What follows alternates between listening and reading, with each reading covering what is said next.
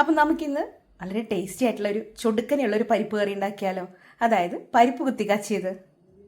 നിങ്ങൾ ഇതുപോലെ തന്നെയാണ് ഉണ്ടാക്കുന്നത് എന്നൊന്ന് കണ്ടു നോക്കൂ.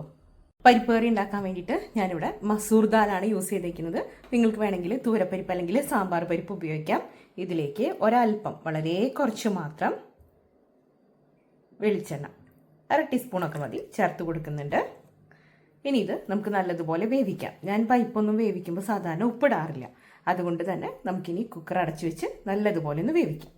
പരിപ്പ് വെന്ത് വരുമ്പോഴേക്കും നമുക്കിത് കാച്ചാനുള്ള കാര്യങ്ങളൊക്കെ റെഡിയാക്കാം. അതിന് വേണ്ടിയിട്ട് കുറച്ച് വെളുത്തുള്ളി തോലോട് കൂടെ തന്നെയാണ് ഞാൻ എടുത്തേക്കുന്നത്. അതുപോലെ കുറച്ച് ചുമന്നുള്ളി. ഇനി ഇതിൻ്റെ കൂടെ കുറച്ച് കറിവേപ്പിലയും കൂടെ ചേർത്ത് നമുക്ക് നല്ലതുപോലെ ഒന്ന് ചതച്ചെടുക്കാം.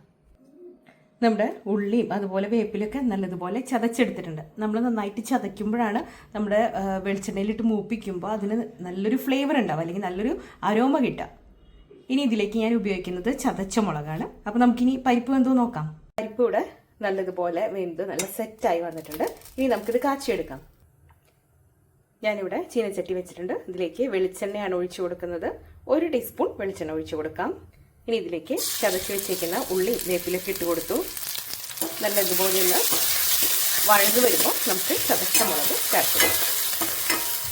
ഇനി ഇതിലേക്ക് ചതച്ച മുളക് അല്ലെങ്കിൽ ക്രഷ്ഡ് ചില്ലി ഇടിമുളക് എന്നൊക്കെ പറയില്ലേ, അത് ചേർത്ത് കൊടുക്കുകയാണ്.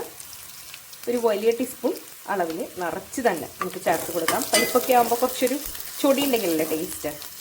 മുളകൊക്കെ മൊരിഞ്ഞ് വന്നിട്ടുണ്ട്. ഇനി നമുക്കിതിലേക്ക് പരിപ്പ് ഒഴിച്ചു കൊടുക്കാം. ഇനി ഇത് നല്ലതുപോലെ ഒന്ന് മിക്സ് ചെയ്യാം. നമ്മൾ ഇതുവരെ ഇതിലേക്ക് ഉപ്പ് ചേർത്തിട്ടില്ല.